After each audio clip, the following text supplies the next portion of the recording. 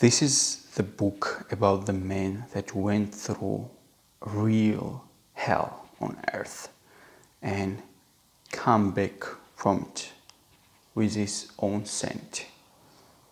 He did not went mad, he did not go nuts, he just found through something within, something unknown.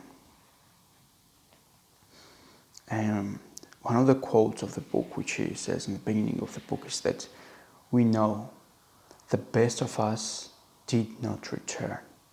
And these words have so much truth and pain at the same time behind it, and so much honesty and sincerity. It's like a very sincere thing to say, because we all know the best of us did not return. When you read this book, right, you can see people do anything to survive. Anything. People are willing to do whatever to save their own skin. And truly noble characters, right? We know that it's not the most strongest or most intelligent or most noblest that survives, but the one that's most adaptable to changes that survives. People want to believe it's the strongest that survives, noblest, no. The one that's most adaptable to changes, that's the one that survives. So some people would push each other and take this in these game chambers of that. And true noble characters, for example, in this situation will be like, I'll go instead of this man in that gas chamber. Here is my food ration, take it. Hey, take it. And these people are starving, by the way. Like, see the pictures of these whole people who went through Holocaust, how they look like physically. They were starving. But the noble ones would still share it. And he talks about how he saw a couple men doing exactly that thing. And what people at Holocaust quickly learned was that textbook tells lies. Textbook tell that people with sleep deprivation that will happen. That no, they could see that they could, like, human can get used to almost anything. Animal can get used to anything. Just like the Dostoevsky has this saying, as he mentions, man as being who can get used to anything. Like we would reply, says, yes, a man can get used to anything, but do not ask us how. Do not ask us how.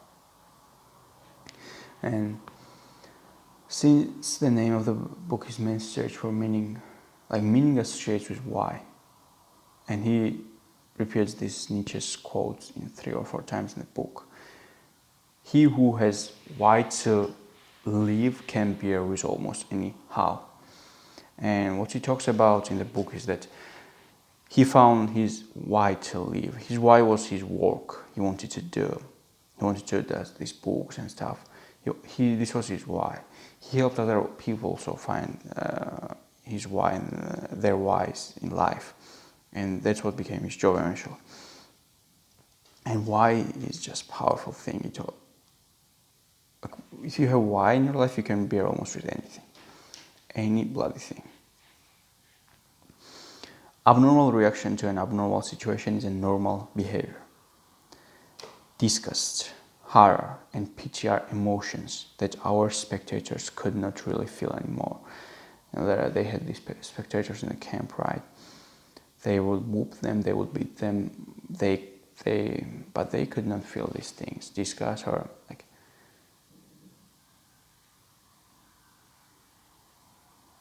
they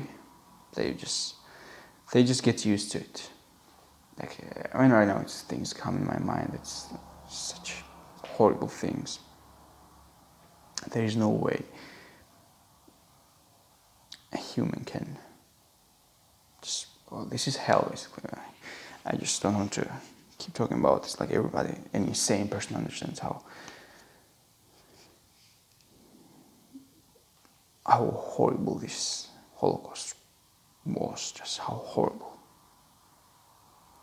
And to choose one's attitudes in any given set of circumstances, the only last freedom is like you left in that situation, like choose your attitude toward it.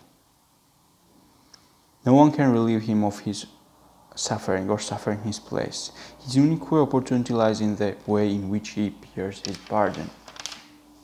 How much suffering there is to get through this is powerful quote.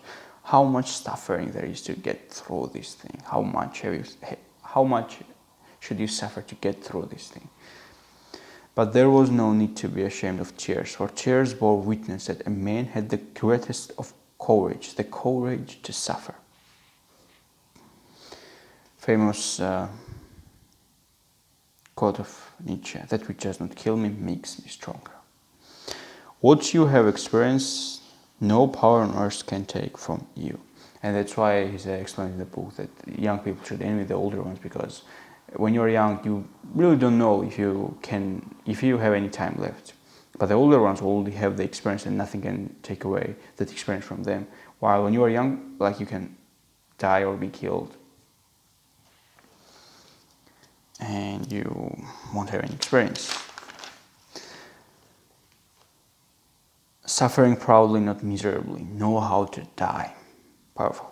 Part 2 of the book, basically. What man actually needs is not a tensionless state, but rather the striving and struggling for a worthwhile goal. A freely chosen task.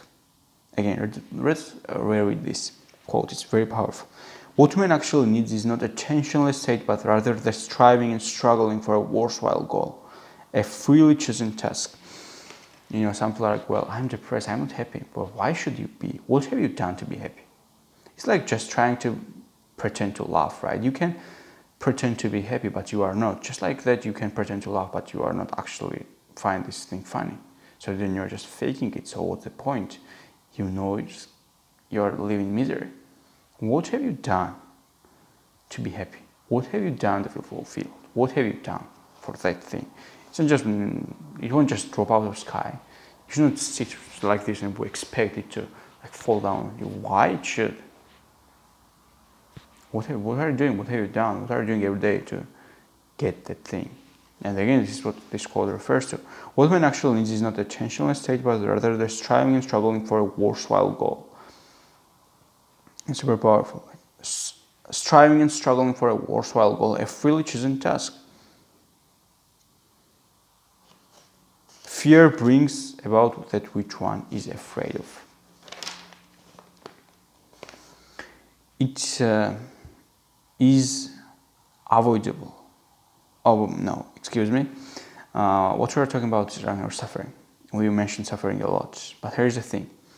If it is avoidable, we are referring to suffering, the meaningful thing to do is to remove its cause.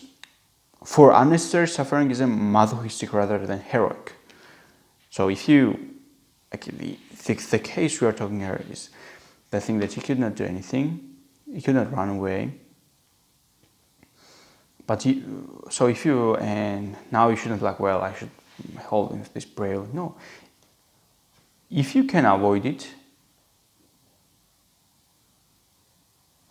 the meaningful thing to do is to remove the cause of your suffering. For unnecessary suffering is masochistic rather than heroic. So if you can get rid of it, do it. It's not like you should not be a masochist, but when you cannot do anything, that's when heroic, to bear with it and suffer proud. Which is, again, very constructive and powerful sentences. I am analyzing it through the power versus force mindset. This quote is in insane power if we look at this from the lenses of that book, because if it is avoidable, suffering, the meaningful thing to do is to remove its cause. For unnecessary suffering is a masochistic rather than heroic. Powerful. And the ending quote of them. Our reviewer. George, you must realize that the world is a joke. There is no justice. Everything is random. Only when you realize this will you understand how silly it is to take yourself seriously. There is no grand purpose in the universe. It just is. There is no particular meaning in what decision you make today about how to act. And that's it.